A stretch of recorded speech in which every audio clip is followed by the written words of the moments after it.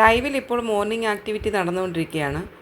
Activity ഇതാണ്: ഇത്രയും ദിവസവും നിങ്ങൾ ഒരുമിച്ച് നിന്നപ്പോൾ നിങ്ങൾ എല്ലാവരുടെയും സ്വഭാവവും എല്ലാവരോട്ടും അടുത്തിടപഴകാനും നിങ്ങൾക്ക് പറ്റി. അപ്പം നിങ്ങൾക്ക് ഇവിടെ നിൽക്കുന്ന ആരുടെ പോലെ ആകാനാണ് നിങ്ങൾക്കിഷ്ടം, ആരെ പോലാണ് ആവണ്ടാത്തത്, ആ 2 പേരുടെ പേര് പറയാനാണ് ബിഗ് ബോസ് നിർദ്ദേശിച്ചത്.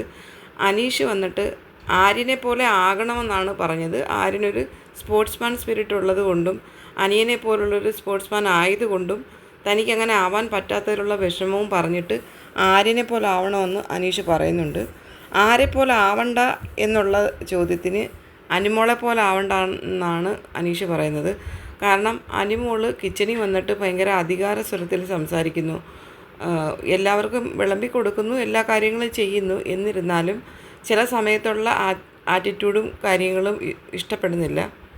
പിന്നെ ഷിയാസ് കരീം വന്നപ്പം പ്ലാച്ചി എടുത്ത് എറിഞ്ഞ സംഭവം എടുത്ത് പറഞ്ഞിട്ട് അനീഷ് പറയുന്നുണ്ട്.